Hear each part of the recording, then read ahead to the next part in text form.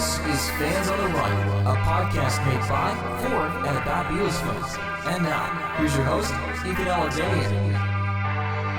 Alright, welcome back to Fans on the Run. This is my second time trying to introduce the show because I did such a bad job the first time. If that is not a metaphor for this show, I don't know what is. We have a great fucking guest for you. I often say we have a great guest, but I rarely say we have a great fucking guest. So you know I mean business. He started writing for the London Beatles fan club, and he helped found the current British Beatles fan club. He assisted Hunter Davis in writing that awesome Beatles book that came out, was it 2016? And he's an author in his own right, no pun intended. He's written books like The Country of Liverpool, Liverpool, The Fab 104, Finding the Fourth Beatle, and a really cool crime detective novel set in 1960 Liverpool called Inspector Rock. And he has a new book coming out, along with our good friends Susan Ryan and Richard Porter, along with some help from Peter Petzold. David Bedford, welcome to the show. Can I break your record for hello? How's that? Beautiful. You did it. You have officially usurped me in my own show. It's an honor. Good to be talking to you, Ethan. It's an honor for me too. It's great to be talking with you too. Good, so I'm looking forward to it. So how are you doing over there? How's life been treating you in this whole lockdown? It's an interesting one because I spend most of my time at home anyway, writing, researching, etc. Mm-hmm. So not much of that has changed.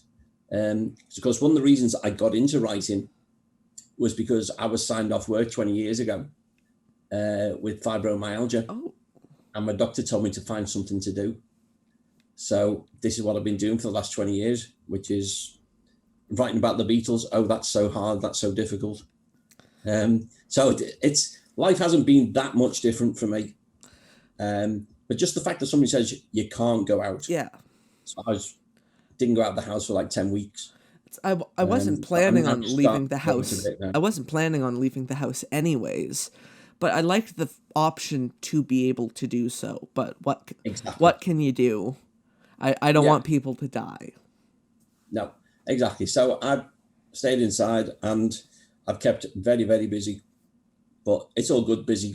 It's nice stuff, so I'm happy. I mean, I spend my life researching, writing about the Beatles. I mean, that's not work. That's just fun and a privilege, really, as well. Can you give us a little glimpse into what kind of things you've been working on? Ooh.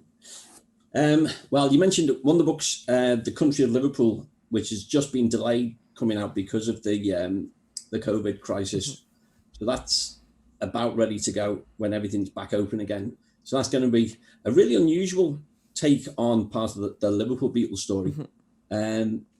Because not many people realise back in the 60s, Liverpool was known as the Nashville of the North. Really? Because it had the biggest country and western scene, certainly in Britain, but probably in Europe as well. I can say with 100% certainty, I did not know Liverpool had a country and western scene. It was absolutely huge. I only know about the Mersey beat. Well, if you look then back at the roots of Mersey beat, but then you go roots of the Beatles, then roots of the Quarrymen. Skiffle, which is what got the Quarrymen started in 1956. The roots of Skiffle are in American bluegrass and country and folk. All the washboards and the exactly T-chest. So that's all rooted in that music. And you know, one of the biggest musical influences for any of that Mersey beat generation is Hank Williams. Really? Absolutely. John Lennon was a huge Hank Williams fan. I knew Ringo was into quite a bit of that country western stuff. No, but all four Beatles were.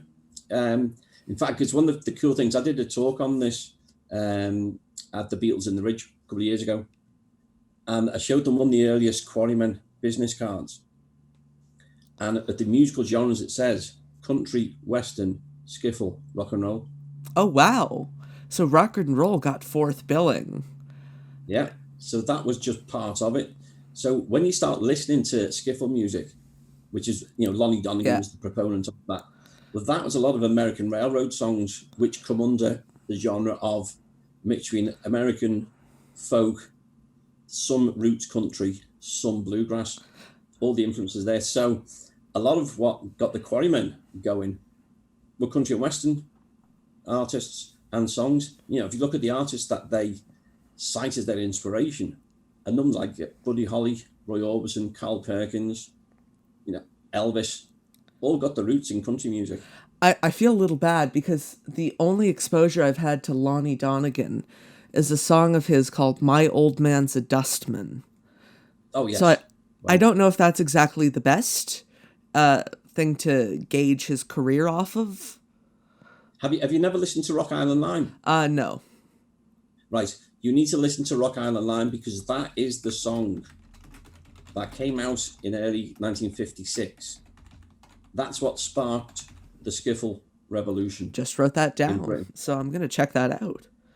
It has to be done because that got to the top of the charts here. It charted really well in America as well. On the back of that, the skiffle craze lasted for just over 2 years, 56 to maybe early 59. Mm-hmm. That is what started kids all over the country picking up washboards, T-chest bass, a comb and paper, and suddenly, from selling maybe 5,000 guitars across the country previously, shops were now selling 250,000 guitars. That's the record that got the Quarrymen together. It's one of the few records John actually went out and bought. Most of them he borrowed either from friends or illegally borrowed from shops. That's a nice way of putting it. Yeah, he was a tea leaf. He loved stealing things. Yeah. But he played Rock Island Line to death, really did, and then sold it to Rod Davis from the Quarrymen when it was virtually unplayable. So Rock Island Line is the record that starts the skiffle revolution, that starts the Quarrymen. I'm going to have to verse myself in some Lonnie Donegan then. Absolutely, honestly. And you listen to his stuff, and because he came from a mainly jazz background, but he absolutely loved Woody Guthrie. So all that American folk music that Woody Guthrie was writing and singing, Lonnie Donegan was listening to all that. And when you start listening to Donegan's stuff, the skiffle, you can hear Woody Guthrie in there. But then with Lennon and his friends listening to, particularly Hank Williams, it was massive here in Liverpool. But then, because you're thinking, Elvis, he was known as the Hillbilly Cat when he first started as a country boy before rock and roll. Mm-hmm. You got Carl Perkins, and of course George idolized Carl Perkins, and he was doing that mixture of country, rock and roll, rockabilly. So all these artists had their roots in American country music. So it was massive here in Liverpool, and nobody's really picked up on that. So I've been studying it for the last 3 or 4 years, and interviewing local musicians, picking up on great interviews. And I've got fantastic quotes over the years from, John, Paul, George, and Ringo, who've all commented on the importance of country music to them. Do you think the reason why, the Liverpool scene was so influenced by country and western is because it was, the shipping city? So I know the American records would get in there before they would reach London. Is that why? Yeah, that's one of the big reasons. Because the transatlantic route from Liverpool to New York was huge. Mm-hmm. There was several crossings a week. So all the ships would be full of Liverpool crew. Mm-hmm. So when they would get to New York, they'd get off the ships and they'd have a couple of days in New York. So they'd all go for this, I think it's the blocks like between 43rd and 53rd Street in Manhattan. And they had the record stores they knew, and they'd buy suits and they'd get cameras, all kinds of stuff. But they were bringing back records into Liverpool. And a lot of the ones they were picking up were country and western. Mm-hmm. And so Liverpool developed this country and western scene. Now, London had some, and some of the other port cities like Glasgow, maybe Newcastle on the East Coast, they had country followings as well, but nothing on the size that Liverpool did, and the influence. And it's amazing. You go back, look at the interviews with Merseybeat musicians. They all go back to Hank Williams. So if you haven't listened to Hank Williams, then you go back and listen to his stuff, and within the stuff he was recording in the 40s, you've then got the basics of rock and roll in there. And there's a great song he did called Move It On Over. Now that was again recorded, I think it was late 1940s. If you listen to Move It On Over, it's almost note for note being lifted, copied, reworked slightly as Rock Around the Clock. Oh, really? Yeah. It's you listen to Move It On Over, which was recorded years before. Then you listen to Rock Around the Clock, and it's almost identical. You can't miss it. Was there any legal battle over that? I don't think so, because they were able to tweak it. Okay. But you can't miss it. You can't miss it. As soon as you hear it, the first time I listened to Move It On Over, I thought, hang on, that's Rock Around the Clock. It's so obvious that it is, and that's lifted. So with Rock Around the Clock sort of becoming known as the first rock and roll record over here, well, you can say, hang on, Hank Williams was doing that years before. So, and it wasn't really rock and roll what Bill Haley and the Comets were doing. That was still probably in that crossover of country music with bits of rock and roll and swing in there. It's when you get into, certainly when Elvis started making that transition to rock and roll. But the big one here in Liverpool, certainly one that changed John Lennon's world, was here in Little Richard. Now, again, you look at this year of 1956, which is when the Quarrymen started. Yeah. Beginning of the year, you've got Lonnie Donegan, Rock Island Line. By the spring, then I think Long Tall Sally's out. And then you've got Heartbreak Hotel. Well, It was just 1956 is the year everything in this country changed. and it just so happened to be as, John was forming his band. Well, and that's what inspired him. He loved Rock Island Line, so that got him into the skiffle. He couldn't speak when he first heard Long Tall Sally, and he said that was the song that took him from Liverpool to the rest of the world. Yeah. But then he saw Elvis, and he wanted to be Elvis. So the three basics of getting the Quarrymen started, getting John Lennon to take that first step with his friends to form a group, it's all within Lonnie Donegan with Rock Island Line, Long Tall Sally, Little Richard, Heartbreak Hotel with Elvis. And that is your basics of getting the Beatles started. That's where it comes from. I can honestly say I did not know the extent of the, Western or country Western influence. Not many people do. Good on you for sharing it. I just love it. Well, the reason I got into this was there's a guy called Phil Brady, and he started his country and western band in Liverpool in 1962. And so I met him, and he came to me about 4 years ago with a little suitcase. And he said, I've kept all of this. Oh? Would you be interested in doing my story? And literally, I just opened the suitcase, and it is full of photographs, flyers, tickets, newspaper cuttings. It's absolutely amazing. Oh, wow. So using that of telling his story. But as I started talking to him and then other of the country stars, they're saying, well, no, when you get into the early 60s, you look at the lineups for where the Beatles are playing, and you would often have country groups on the same bill. Wow.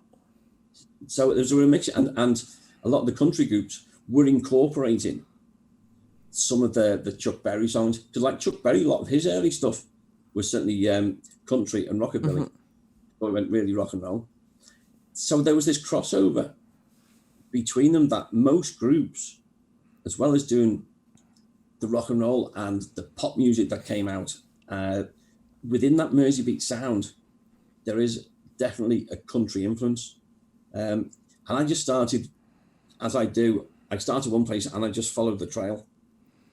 And I suddenly realized how significant the country music element was to the Beatles sound. And when I started going digging through interviews and stuff, because as you said, we all know about Ringo. He loved his country music.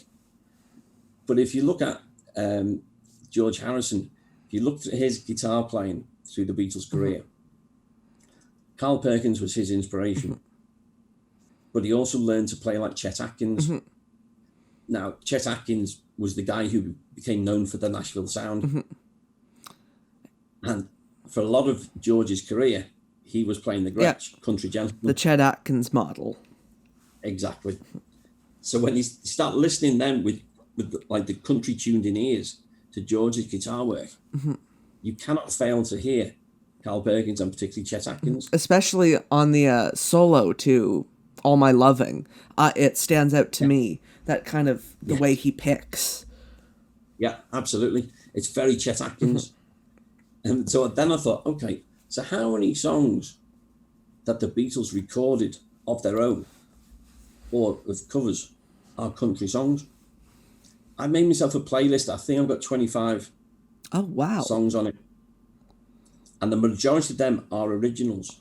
And there's one Beatles album which John Lennon described as our country and western album. Beatles for Sale? Correct. Go back and listen to Beatles for Sale. No, I can hear it even just thinking about it. Yeah. It's all there. But nobody sort of pulled it all together. So I just went digging, and the more I was looking at it and talking to musicians, I was thinking, it's huge. It's all there. And then go and finding these interviews that the Beatles are given at various times during their careers, and are all acknowledging those country roots. No, because obviously after they went solo, Ringo, of course, his second album was Buku's of Blues, which was recorded in Nashville, a straight country album. But then, of course, Paul went out to Nashville. When you look at Junior's farm, etc., he was out there for a couple of weeks, interviewed a great guy who managed to talk his way in to staying on the farm with Paul and Wings for 2 weeks. How? He got in touch with, I think it's Melody Maker, music people over here. And he became officially assigned to cover the story. And they let him on. And he's got some great photos, which he's let me use, of him just hanging out with Paul and Wings, and it's brilliant. And it's then that Paul then talks about how important country music was to him for his musical roots as well. Oh, wow. So it's all there, and I've been pulling it all together. So I'm just waiting for all the printers, etc., to get back. And then, it will be out. So that's why I thought the country of Liverpool, Nashville of the North. It's that lovely thing of, it's about country music, but it's about the mentality of the people of Liverpool as well. Because we seem to think of ourselves as an independent country. Because, of course, cowboys were huge here. The cowboy films, all the Beatles loved them. Used to go to the Saturday morning cinema to go and watch the cowboy films. So you had it on television as well as in music. So the whole country and Western American thing was huge. And in some ways, I was talking with a friend of mine, and he was saying, it's almost like you look at Liverpool as the last frontier. Oh. And in some ways, Liverpool looks across to America a lot more than it does looking down to London. So the American influence is huge here, and it really was. There's a guy who's from Manchester, so he's like 35 miles down the road, and he was doing some research about what television programs and movies were the Beatles watching. And so we started talking, and he sort of expanded that, and he's done this chapter all on his own. And it's all about that cowboy influence. And it's amazing how many television programs there were, how many movies there were. They were all getting, obsessed with cowboys from a very young age. Kids grew up playing cowboys and Indians. The stories of John, when he would play Cowboys and Indians with his friends, he would always be the Indian. And if he told you were dead, you stayed dead. Oh. he was the boss. But that's what they did. So from a very young age, everybody of that era was just obsessed with Cowboys and Indians. So the American influence on Liverpool is absolutely huge. And I picked that up in the second book that I did, the Fab 104, The Evolution of the Beatles. I have that book. Well, I've got that chapter, and I'm looking at, Radio Luxembourg, the musical influence with the American Air Base just outside Liverpool at Burton Wood. So you had, thousands of US servicemen literally 15 miles away. And when they were going for their R&R, they'd come into Liverpool. And they brought their records with them. And because there was segregation on the base, so the black guys would come. We've got a large Afro-Caribbean community, have done for a long time. They had their own clubs. So these black US servicemen would go to those clubs and bring their records. And the white guys would go into the city centre. Well, those clubs were very close to where John was staying at Gambia Terrace in the flat there. Paul and George would go to some of these black clubs around the Liverpool 8 area. They would interact with, talk to these American servicemen, and they were listening to records. Of course, that's where the R&B element was coming in. So as well as country music, they getting all this amazing blues stuff and R&B. And because there were so many groups developing by the early 60s, you had to find records that were unique that no other band were playing. So they were looking for these obscure B-sides just so they'd have something different. Yeah. So they were getting all these influences from a young age, going right into when they become the Beatles. They're picking up all of this, they just absorbed it, and it's all American stuff. Now, Radio Luxembourg was just full of the best American DJs and the latest American music. Well, they tuned in actually into the Armed Forces Network, which was beaming American music to the American troops in Europe, so that they would tune in. That's where John first heard Elvis through one of his school friends, Don Beatty. Don tuned into Armed Forces Network, heard Elvis, went into school the next day to John and said, "You've got to hear this." And it was Heartbreak Hotel. Oh, wow. So they're getting all these influences of Americana. It's all coming into Liverpool. So that's why, understanding all that's why I do what I do, because it's like I said on the front of my first book, Liverpool. If you're going to understand the Beatles, you've got to understand Liverpool. And it's a very unique place. And the Beatles could only have come from here. I'm going to turn this over and ask some questions about you. Ask away. When did you first discover the Beatles? Oh, flipping heck. So where I grew up was the Dingle, where Ringo's from. Literally at Madron Street, where he was born. You get to the bottom of Madron Street, you turn onto South Street, go about 20 yards. That was my back gate. Okay. So I lived in the Dingle till I was 24. So the school I went to, we call it primary, you call it elementary school. Okay. It's Silas School. I went there from the age of 4 till 11. Well, that was the school that Ringo had gone to. Oh, wow. So when I first got married, so I got married in 1987, and the house we lived in was 2 streets on from Admiral Grove, where Ringo grew up from the age of 5, right opposite St. Silas School. So I'd had sort of the Beatles influence there. It's probably when I started playing guitar, which must have been around 10 or 11.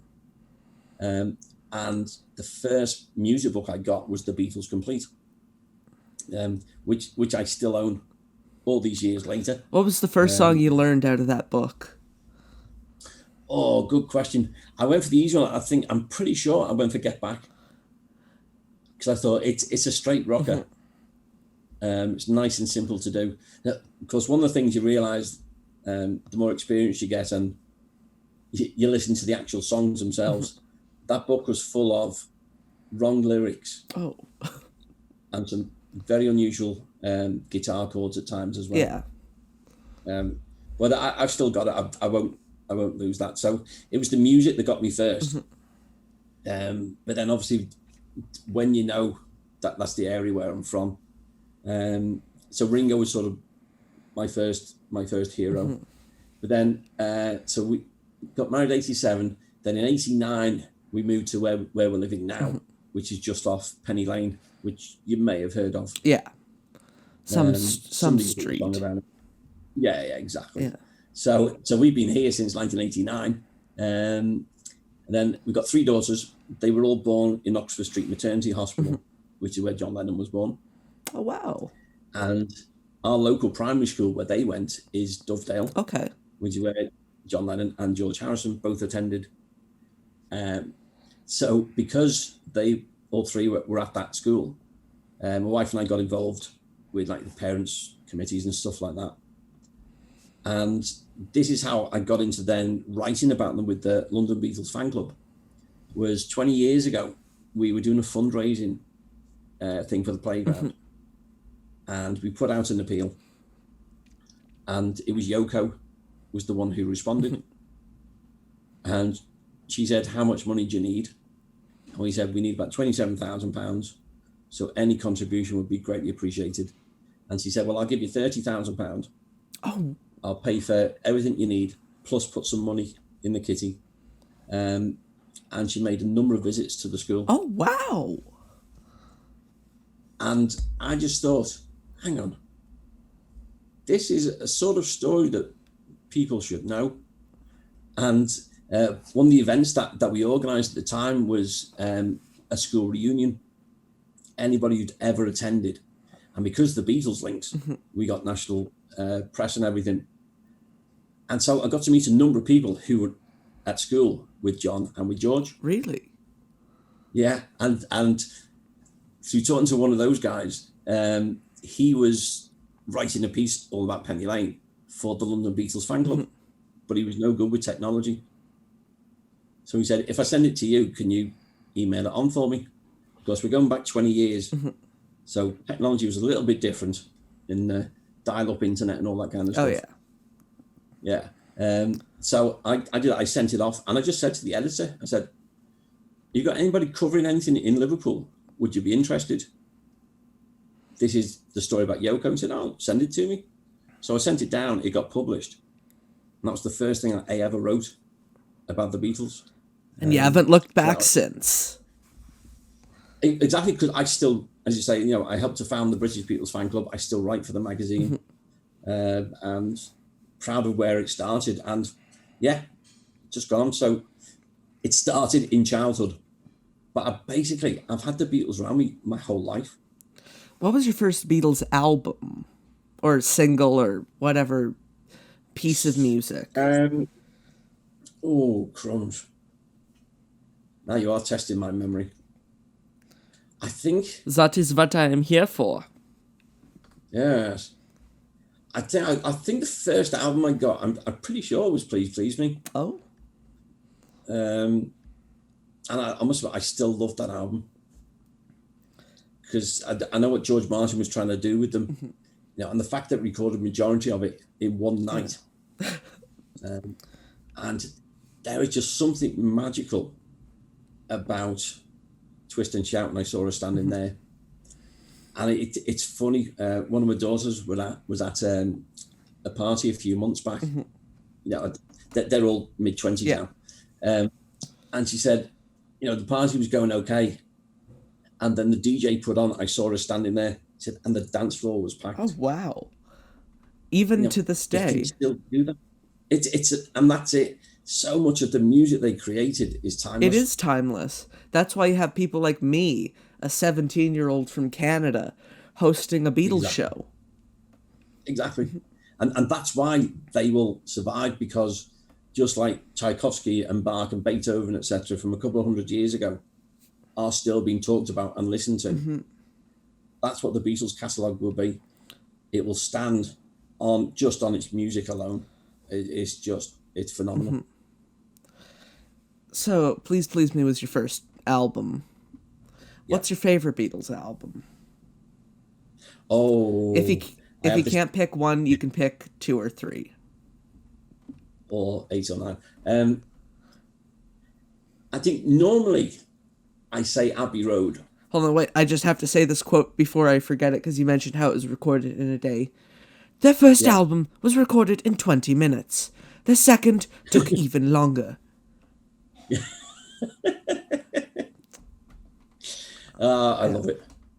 You can't. Apologies for the accent. I wasn't even trying. Yeah, you could. Yeah. Or you just apologising for your accent in general. A bit of both. Just so I'm clear. That's okay. Yeah. So probably I normally say Abbey Road, but I'll tell you the one I got back into recently, because for doing the country music book, I thought, right, I'm going from the start right the way through. I'm going to listen to all the albums. I did the same for one we haven't talked about, which is the Finding the Fourth Beatle book. Oh, we're looking at the drummers. I did the same thing, which is start at Please Please Me and work my way through chronologically. So with the country music thing, because I started going through, and obviously honing on Beatles for Sale, which is a great album, I really got back into the soundtrack for A Hard Day's Night. the soundtrack. I think, what an album. The British or the American version? I only have the British version. The proper version. Hard Day's Night album is just brilliant. You know, as it, I mean, the film is timeless. Again, that it is just, and I watched it again recently. What a film. But the music, that album of A Hard Day's Night is really pushing me up there for getting up close for favourite album as well. No, I get it. Whenever I want to put on a feel-good Beatles album that's, early Beatles, but it's just so full of energy, I always go for A Hard Day's Night. Because they were just on top of the fucking world. They were on their A game. Yeah. They just had everything going for them, and they wrote all the songs this time. Yeah, exactly. And that was the change. And yeah, it's just a great album. So at the moment, if I'm going to say, right, I'm going to listen to an album, that one's being my favourite at the moment. A Hard Day's Night? Yeah. So did you fall over then? I always keep that on standby just in case. Yeah, I'd keep it on standby. Yeah. No, that was good though. It's one of the many versions of the legendary chord that you'll probably be able to get in a fist fight over with musicians. Like, no, it's D minor diminished seventh, man. It's like, I'm not good with those names. I just know, I know my finger goes there. Yeah. Yeah. Which is easy to describe on radio, really, isn't it? Yeah. Just see where I'm putting my finger there. Yeah, see what I'm doing. Yeah. What are you doing with that single finger? It's just going there, All right. Do you have a least favorite Beatles album? Yeah, probably the one I played the least is the White Album. Really? Please elaborate. Because I mean, I agree with you there. There's so, and it's a problem because there's so many great tracks on there. But and thankfully, once we got CDs and MP3s, it's a lot easier because the song that I refer to as Skip, Revolution 9, of course. It's just, Skip's on. Skip that one. But, Wild Honey Pie. Those could be only, borderline be considered songs. Revolution 9 is a sound collage. Yeah. That's an excuse for it not being a good song. But, the White Album, I feel like it has a lot of great tracks, but I feel like it almost spreads itself too thin. Like, there's a lot of filler. There's too many genres on there. So you can't pigeonhole it, which in some ways is good. But... I'll say it, I'll get the hate mail. I'm not a big fan of, Rocky Raccoon. And I know you're going to hate me because the kind of country influence on that. No, I don't like that at all. And it is a country-based song and stuff, but no, I don't like it. So don't worry, I'm with you on that one. Yeah. So you picked out 3 songs already from an album which never really want to listen to. So that puts me off. Yeah. I always like asking people what their favorite blah blah blah is. What's your favorite Beatles song? You can pick more than one. I've learned to do that. Good. Okay, my 2 at the top vary between first and second for different reasons, but in my life, which to me is just complete music perfection. You don't even have to explain. It's everyone knows what you mean. It's just in my life. It's the song that can apply to anybody, anywhere. It's wonderful, and it's one of those. When I was doing Liverpool, not many people know about the original lyrics to "In My Life." When John started writing it, he made a list of the places he remembered. First one he mentioned was Penny Lane. So he says, Penny Lane is one I'm missing.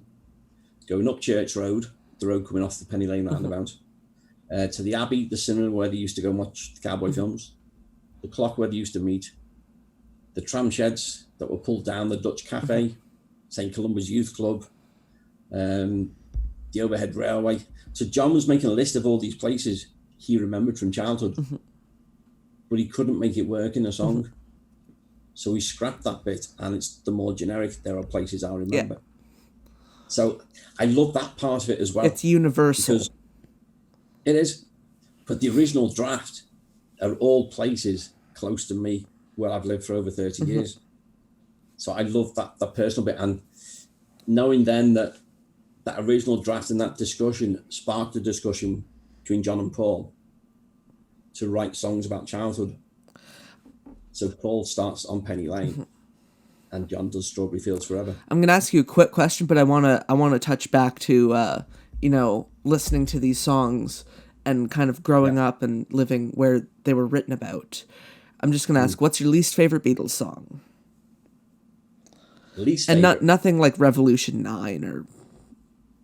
Yeah, we're discounting that actually as a song, aren't we?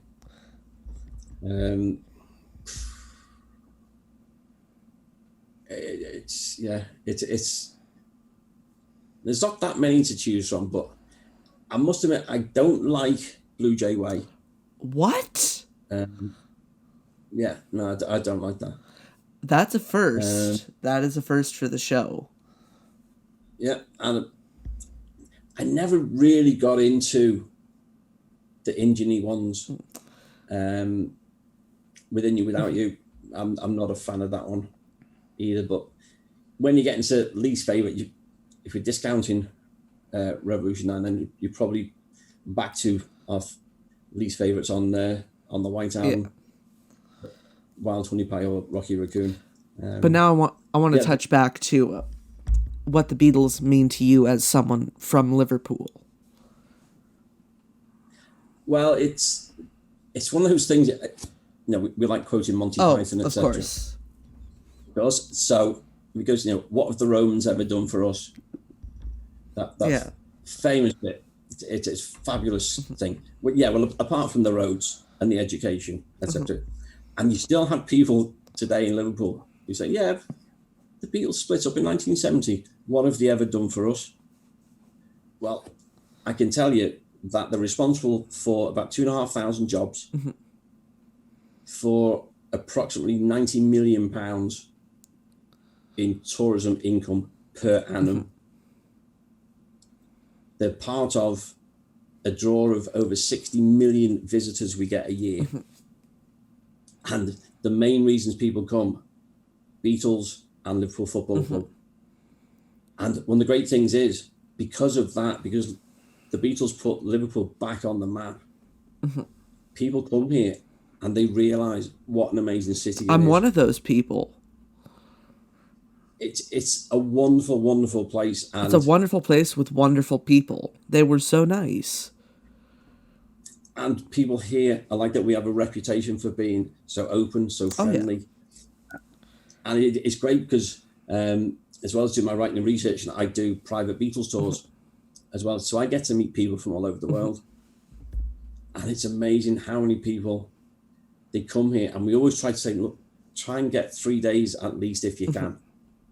But many will just do a day. I made that mistake the first time I went. So many people have, and they say days, and quite often they'll have a week or 10 days in London, have a day trip to Liverpool. And virtually everyone always says, I wish we'd had more time in Liverpool. Because people don't realise what an amazing city it is. And that is partly down to the Beatles and to Brian's marketing, which was to showcase Liverpool as a dirty, grimy, industrial town. These 4 lads have been dragged out of the slums, cleaned up a bit, and made presentable to the rest of the world. Whereas Liverpool at the turn of the 20th century was at the centre for world trade in cotton, tobacco, sugar. We were second port in the old British Empire, one of the most important commercial ports in the world. We got over 800 years of history, and we got so much to offer, as well as the Beatles. And so I see myself almost as an ambassador for Liverpool. You know, when I come over to the States, go to the various Beatles conventions, or I go into Europe, or wherever I go, I feel that I'm representing Liverpool. And so it fills me with a nice sense of pride in the city and of what the Beatles have done, which not a lot of people know the full extent of what they've done for our city as well. So yeah, I have that civic pride, as it were. I really do wish I had spent more time in Liverpool when I was there, because, you know, fuck the stereotypes of, like, you know, people saying, oh, Liverpool's dirty. Like, it was a fucking beautiful city. Yeah. Yes. Like, I remember, you know, standing on the, what's the name of the pier? The pier head. And just looking out onto the River Mersey. Yeah. And it was just, wow. It's gorgeous, isn't it? And everyone was just so nice, even to us tacky Canadian tourists. Everybody's welcome. That's the whole thing. We love the fact, because we've always been a cosmopolitan city anyway, because of being a port city for 300 or 400 years. So everybody's welcome.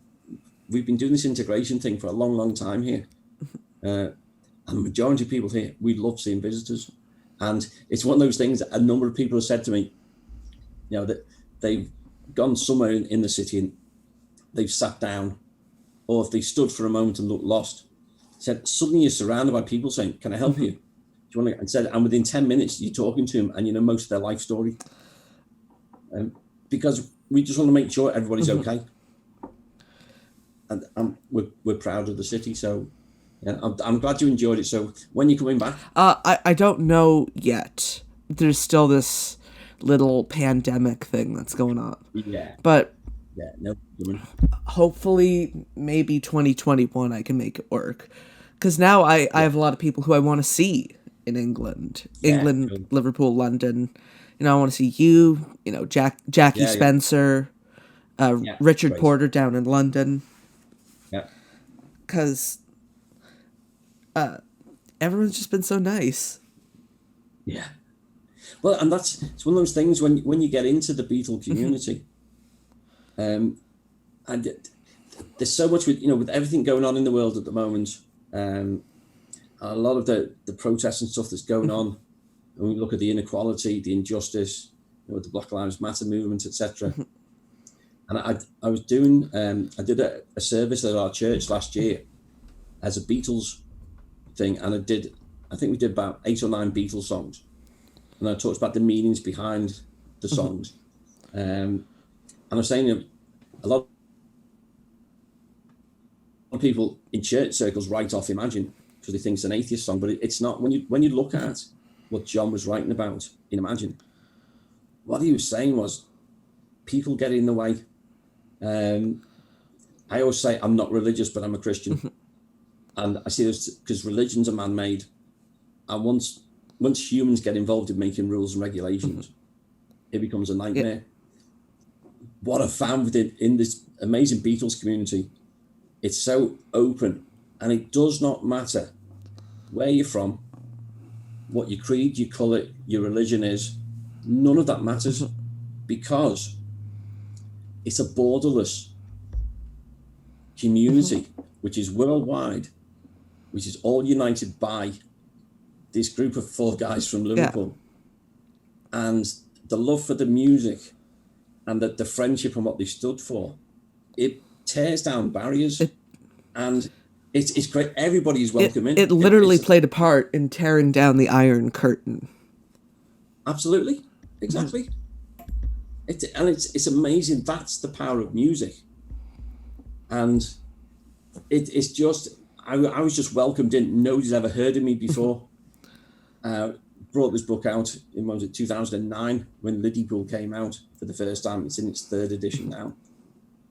And I was just welcomed in. Everyone go buy Liverpool so we can get it to its 4th edition. Yeah, I'm working on the 4th edition at the moment. Because one of the things that I've just started, something called the Beatles Bookstore. Because there's so many of us authors out there, and most of us are independently publishing these books because we love to do it. We certainly don't do it for the money, because there's not much of that about. And so it's like a cooperative of all of us. So I think there's about 12 or 13 of us authors on there at the moment. It's only been going about 2 months at BeatlesBookstore.com. And it's just a way of us putting putting our books out there and helping each other to try and sell the books. So these are the kind of things that we like doing, is just trying to help each other. And it's amazing that with everything going on, there is something unifying and borderless within the Beatles community. And it's amazing. I've said this once and I'll say it before. I was blown away when I went to the Fest for Beatles fans last year, how welcoming everyone was. Like, I wasn't quite sure what to expect, but everyone just started treating me like family. And they had just met me. Yeah. And that's like forever stuck with me. And I've made all these, probably lifelong friendships. And all these people have, helped me and encouraged me to start this show. I've had many of them on. Yeah. And it's nice to be part of this world family. Yeah. It's an amazing thing. A bit of a lighter question. Who's your favorite Beatle?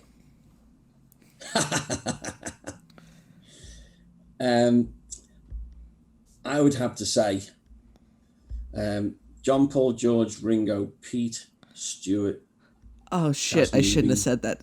You have the Fab 104 book. We're going to be here for a while. Yeah. How far do you want to go with this one? Let's go to 16. Yeah, no, yeah. I can never come down to one. They all contribute something else.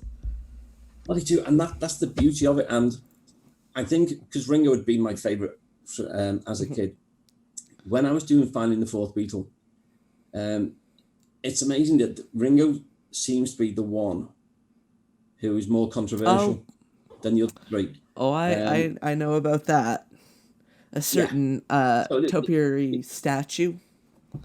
Absolutely. The head chopped off. So it's a bit of controversy in Liverpool, but you find it within the Beatles circles as well, that it's been, John, Paul and George, you couldn't have the Beatles without any of those three. But maybe you could if it was a different drummer. And I'm thinking, that doesn't make sense. But I'm not a drummer. But I wanted to write this book about the Beatles drummers. So, of course, within the Fab 104, I'd identified 12 drummers. So my friend Gary Popper and I, we started work on this, and we were going to call the book 12 Drummers Drumming until I found a 13th. And I kept going until I found 23 drummers between 56 and 1970. So all of these contributed something. May have just been to one song, one night playing with them, whatever. But they've all got a part to play. But of course, the big debate is always, and the controversial one is Pete Best and Ringo.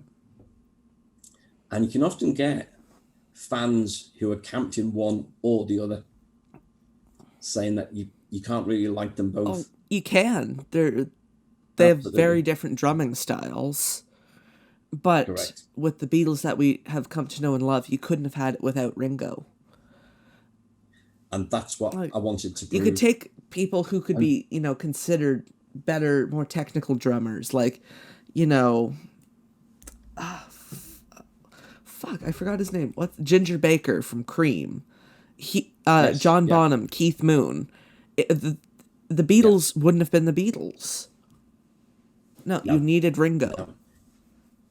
You did. And so what I came up with in the end, I interviewed about 10 different drummers to give me their assessments of both Pete and Ringo. And what I realised was, and I did a chapter which is called The Beatles Are Dead, Long Live the Fab Four, that as Pete left in the August of 62, that was the end of the band known as the Beatles, who were a great rock and roll R&B covers band. But a brand new group was formed with Ringo called the Fab Four, who were a studio commercial pop group who were there to make records. And they're a totally different group. They are. And once you see that as two separate bands, you don't have to diss Pete, because, and I'll argue this with anybody at any time and say, because I played in bands and I played with good and bad drummers. You know very, very quickly if a drummer's good or bad. It doesn't take you thousands of hours and 2 years to suddenly say, oh, actually, I don't think Pete can play drums. Yeah. It's nonsense. So I got into that, and I still get into that debate with some people who just feel they want to diss Pete, and there's no reason to, absolutely no reason. Of course, the interesting thing I found while I was doing that was I'd always wanted to know, why was Pete Best sacked? Big debate. And I was able to prove that he was never sacked. Which is, he was never sacked. What we've been told since 1962 is Pete Best was sacked, and I could prove he was never sacked. And exactly what How do you happened.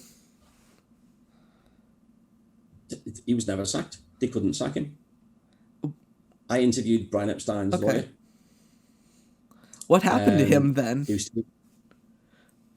The problem, in a nutshell, it's quite a complicated one, but to summarise it, once they decided they were going to replace Pete, and that only happened after George Martin said he was going to use a session drummer if they got a record contract, if they made a record.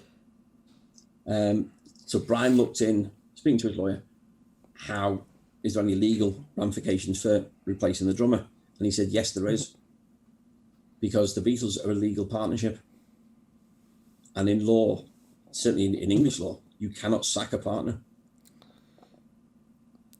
Now, if you want to do that, you have to dissolve the partnership. That takes time and money. You have to then draw up accounts and you do a payout and you sort it out from there. They didn't have the time to do that. So they had to trick Pete into thinking he was sacked and trying to find a way to persuade him actually to quit the group himself. Oh. And that's what they did.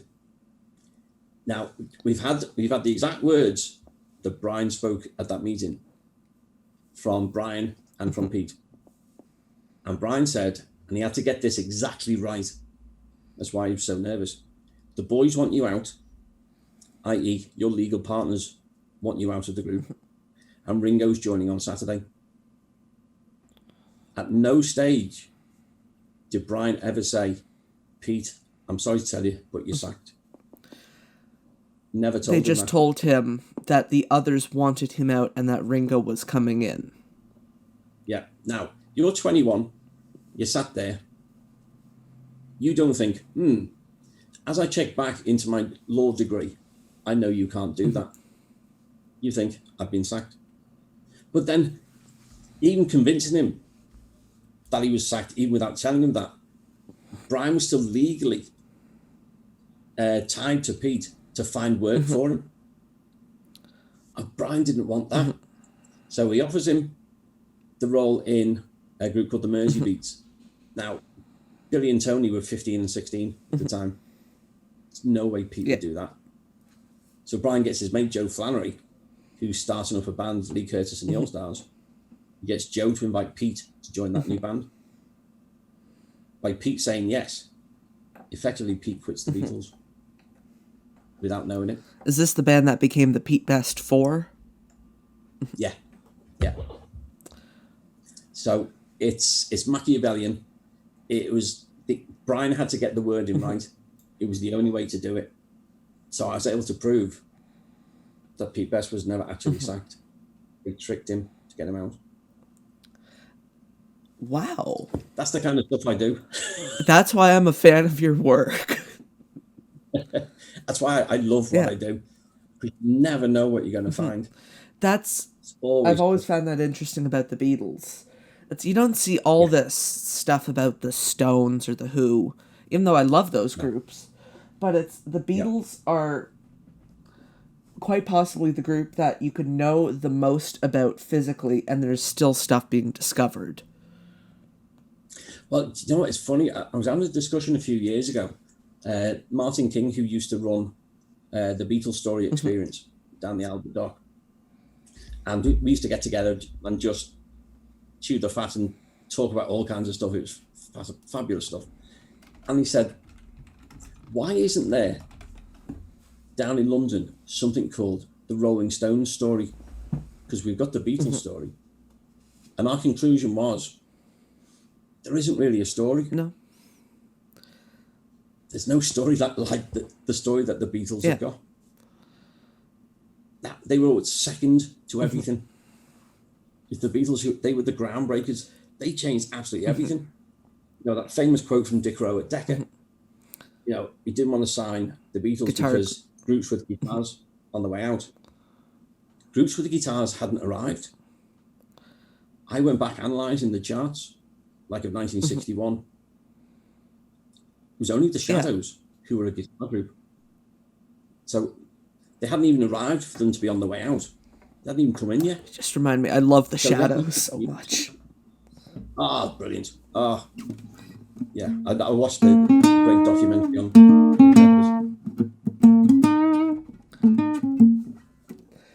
I really need to put this guitar further away from me so I can stop being tempted. Yeah, great. I know all those early Shadows riffs. Ah, fabulous. Oh, yeah. Hank Marvin. What a great You know, I have a Stratocaster that looks just like his, and that's kind of why I like it so much. Oh, you know, cool. The red Fender. Well, technically not a Fender. It's a lawsuit one. And of course, that was the first Fender guitar that ever arrived in this country. Because there was that trade embargo. Yeah. So Bruce Welch was the first guy to play a Fender in this country. He still got it. That's why, you know, the Beatles had to play those. Well, John got his Rickenbacker in Hamburg, and George had to use that Futurama guitar that was made in Czechoslovakia. That's it. He had to import it from there. Great. Terrible guitars. Fuck. They're awful. It's like a plank of wood with strings on it. I don't get why those things sell for hundreds of thousands of dollars. No. No. I could make them in my backyard. If you could make me one, I'd be happy. All right. I could string them together. Okay. In your opinion, why do the Beatles still matter? Still matter? I think we've gone from, we talked before about the importance of their music, but I think we're now in a phase of looking back to musical, social, and cultural history, because what they did changed the world in the 60s. They changed the music world for starters. You know, they were singer-songwriters, you know, performing their own material. They weren't supposed to do that. they were a group of four, not one person, and like with Cliff and the Shadows. Like they wanted it to be John Lennon and the Beatles. Yeah, and that's what George Martin should be, John and the Beatles or Paul and the Beatles. And thankfully, he used his wisdom, and not for the last time, he thought, no, they're a group, that's how they should be. And that's how John always wanted it. He didn't have this ego to make it about him and the rest of the group. I mean, he still had the ego. Yeah, just a different type of one. But he was the leader, he was happy with that. So musically, you look at whatever fads have been and gone, and I know you're just a young whippersnapper, but having grown up through the 70s and beyond, now I've seen punk come and go, a ska revival, electronic techno music, disco, prog rock. You know, you keep making the list of all the fads that have come and gone since then. And it's everything they call now, which is R&B, which I have no idea what that is, because R&B was rhythm and blues. And you've got all these other little trends and stuff that come and go. Since 1962, what has been permanently in the charts and selling worldwide are guitar-based bands. That's because of the Beatles. You've got bands who are performing their own music. That's because of them. You look at the musical journey they took in 7 years of making records. Every album they progressed it. They tried different things. They never set, this is our style. Like, in a way, you could say the Stones found their R&B groove and stuck with it. The Beatles never did that. But they were then affecting fashion. They were then being outspoken on things like the Vietnam War, civil rights, you know, refusing to play to a segregated audience. Which they were the first group to do that. Yeah, that's huge. But it's like we were saying before, talking about their roots in Liverpool. Well, they grew up in a multicultural city, and it would never occur to them to be prejudiced against someone just because of the colour of their skin. So why should they do it? I think there's a quote from Ringo that said, "We don't want to play for these people or those people. We just want to play for people." Yeah, brilliant. You can't sum it up better than that.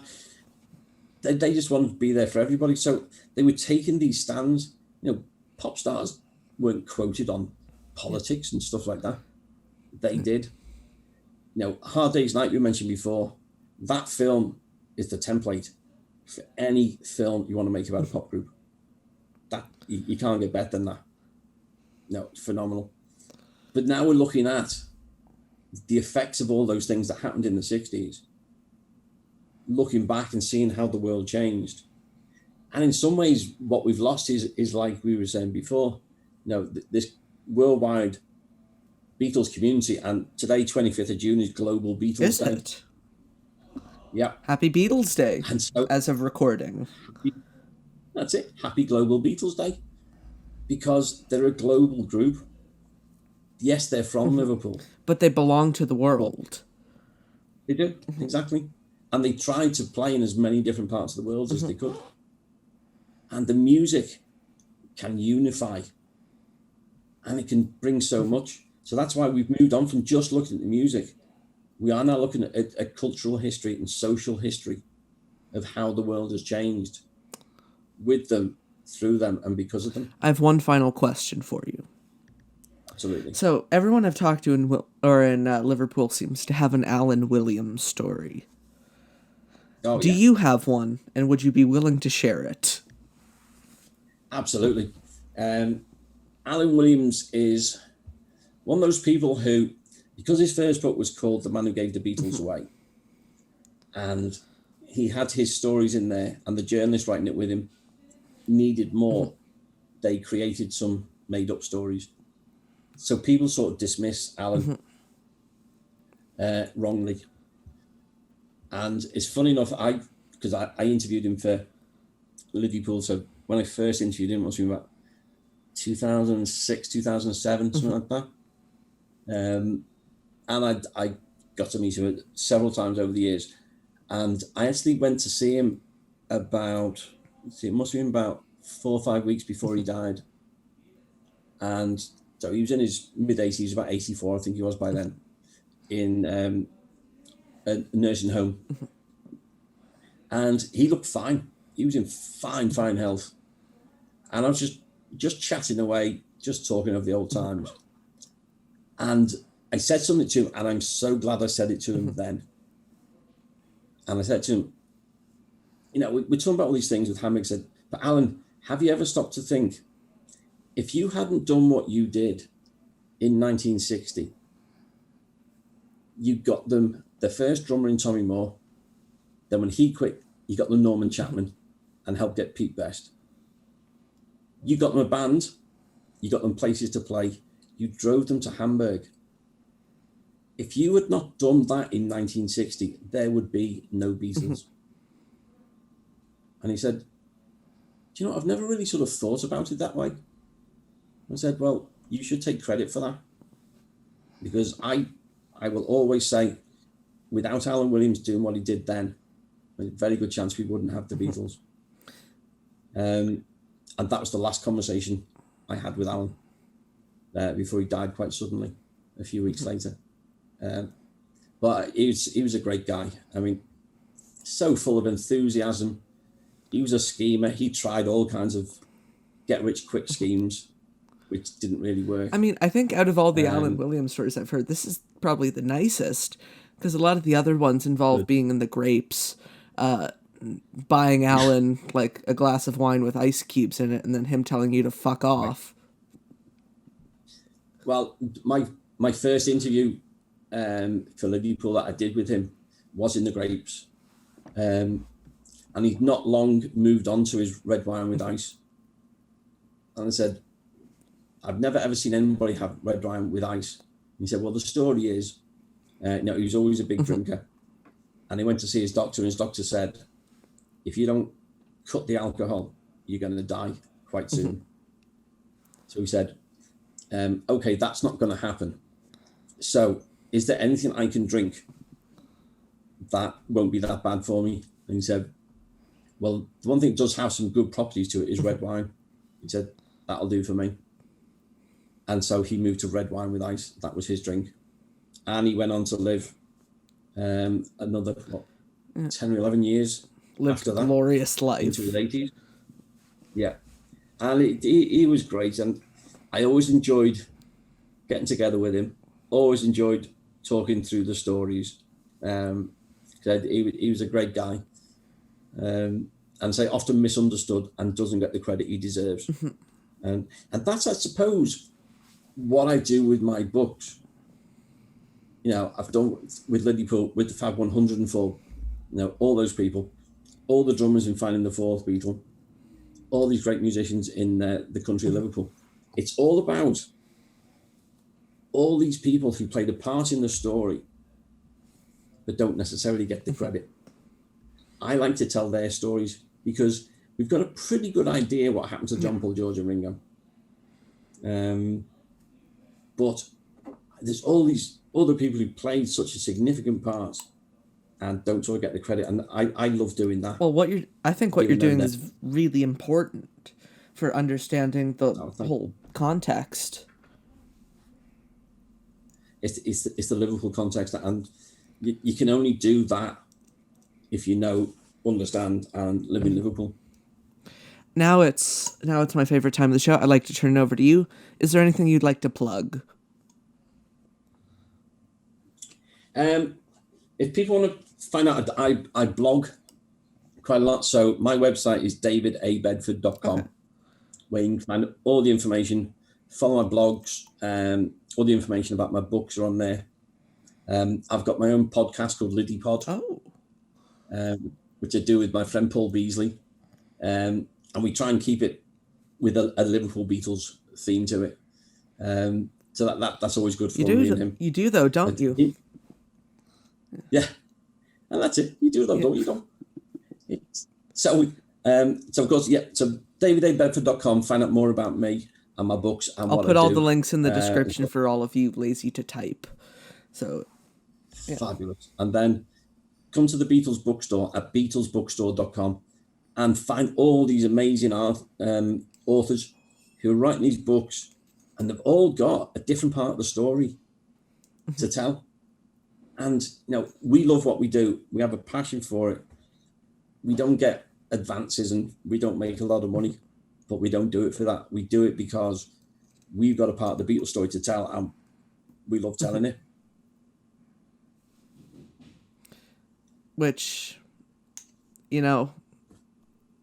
kudos to you guys. Yeah. Thank you. David, thank you so much for coming on the show. It's been a blast. Oh, it's a pleasure. I don't know where the time goes. But time flies when you're having fun. Well, yeah. Exactly. And never start a conversation with the Liverpudlian, because, you'll get a life history. You won't get away. And to everyone else out there, thank you for listening. You can go home now. You go to sleep now. Fans on the Run is produced by Ethan Alexanian. Additional voiceovers by Richard Phillip. This has been a Showtown production.